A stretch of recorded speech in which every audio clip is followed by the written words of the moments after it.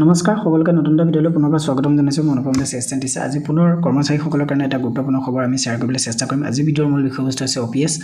OPS পুনৰ বাহালৰ দাবীত ৰাজ্যজুৰি তথা দেশজুৰি তীব্ৰ আন্দোলন দেখা পোৱা গৈছে বিভিন্ন সময়ত কাৰণ 2005 চনৰ পিছৰ পৰা OPS বাতিল কৰি অৰ্থাৎ পুৰণি পেঞ্চন বাতিল কৰি নতুন পেঞ্চন অৰ্থাৎ নেশ্যনেল পেঞ্চন সিস্টেম অৰ্থাৎ NPS বাহাল ৰখা হৈছিল আৰু সেই সময়ৰ পৰা যিহেতু যিসকল কৰ্মচাৰীয়ে NPSৰ অধীনত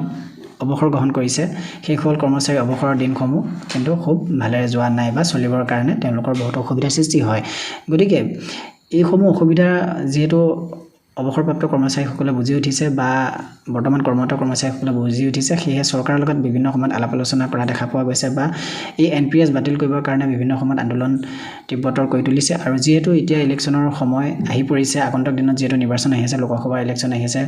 বা বিধানসভা ইলেকশ্যনসমূহ আহি আছে বা চলি আছে সেয়ে এনে সময়ত ৰাজ্যজুৰি বা দেশজুৰি তীব্ৰতৰ আন্দোলন গঢ়ি উঠিছে আৰু এনে সময়তে পুনৰ আপোনালোকক দেখুৱাব বিচাৰিছো এটা খবৰ যে পুৰণি পেঞ্চন নীতি বাতিলৰ দাবীত 11 ডিচেম্বৰত বিজুলী ভৱনত বিদ্যুৎ বিষয়া কৰ্মচাৰীৰ সভা আয়োজন কৰা হৈছে আৰু 16 ডিচেম্বৰৰ দিনাখনি OPS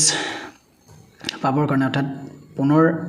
OPS বাহালৰ দাবীত বা পুৰণি পেঞ্চন বাহালৰ দাবীত আৰু NPS বাতিল কৰিবৰ কাৰণে পুনৰ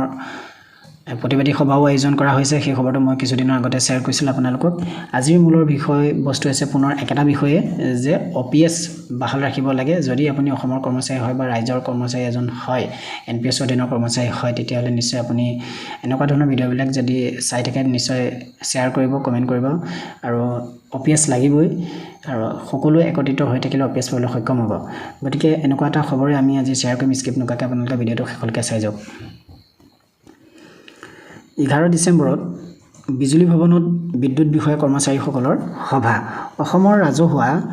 বিদ্যুৎ খণ্ডৰ বিষয়া আৰু কৰ্মচাৰীসকলৰ পুৰণি পেঞ্চনৰ দাবীত 11 ডিচেম্বৰত গুৱাহাটীৰ বিজুলী ভৱনত এখন সভা অনুষ্ঠিত কৰা হ'ব অসমৰ ৰাজহুৱা বিদ্যুৎ খণ্ডৰ বিষয়া কৰ্মচাৰীৰ পুৰণি পেঞ্চন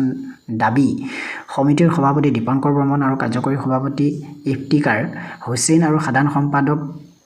অমিত মাধ্যমলৈ প্ৰেৰণ কৰা এটা বিবৃতিত এই কথা প্ৰকাশ কৰে কেন্দ্ৰীয় আৰু ৰাজ্য চৰকাৰৰ কৰ্মচাৰীসকলে পূৰ্বৰ পেঞ্চন নীতিৰ দাবীত আন্দোলন কৰি অহাৰ পিছতো ভাৰত তথা অসম চৰকাৰে আজি উভতি নতুন পেঞ্চন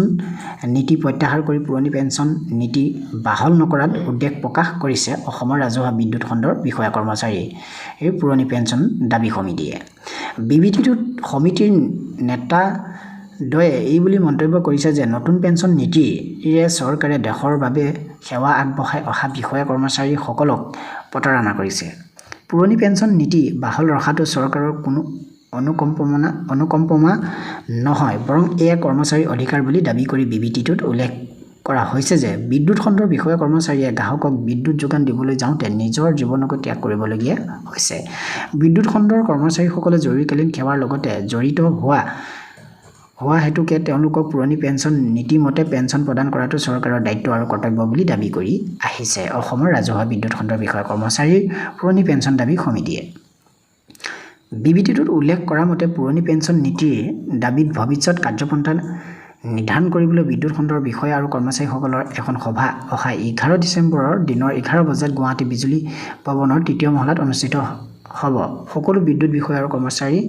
উক্ত সভাত উপস্থিত থাকিবলৈ বিবৃতিটোত আহ্বান জনোৱা হৈছে যদিও আজি এই খবৰটো আমি বিদ্যুৎ বিভাগৰ যিসকল কৰ্মচাৰীসকলে নতুন পেঞ্চন অৰ্থাৎ NPS বাতিল কৰি OPS পুনৰ বাহালৰ দাবীত তেওঁলোকে সভা আয়োজন কৰিছে তেওঁলোকৰ কাৰণে এইটো খুব গুৰুত্বপূৰ্ণ খবৰ কিন্তু হ'লেও অসমৰ যিমানখিনি কৰ্মচাৰী আছে NPSৰ অধীনত সকলোৰ কাৰণে OPS খুব দৰকাৰী সেয়ে আমি একত্ৰিত হৈ পিনে OPSৰ পাবৰ কাৰণে আমি আন্দোলন কৰিব লাগিব NPS অতৰাবই লাগিব এইটো হৈছে আমাৰ মূল খবৰ আনহাতে আৰু এটা খবৰ পুৰণি পেঞ্চন নীতি পাবৰ কাৰণে আৰু এটা খবৰ আপোনালোকক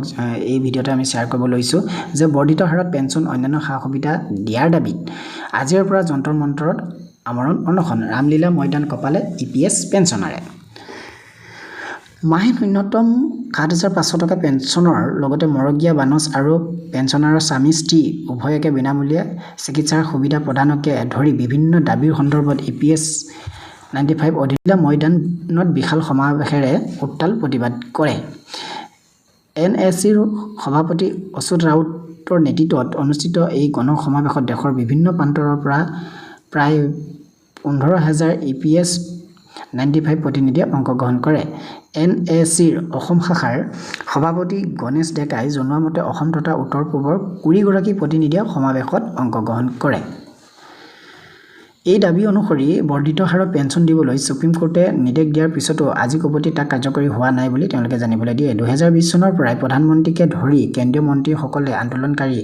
EPS 95 পেঞ্চনাৰসকলৰ দাবীসমূহ পূৰণ কৰা আশ্বাস দি আহিছে যদিও এই ক্ষেত্ৰত কোনো ইতিবাচক পদক্ষেপ পৰিলক্ষিত নোহোৱাত আজিৰ সমাৱেশত তীব্ৰ ক্ষোভ ব্যক্ত কৰে। ধন্যবাদ। আজিৰ খবৰ ইমানেই আছিলে। এনেকুৱা ধৰণৰ খা খবৰখিনি পাই থাকিবৰ কাৰণে আমাৰ চেনেলটো নিশ্চয় ছাবস্ক্ৰাইব কৰি ৰাখিব। পৰৱৰ্তী পৰ্যায়ত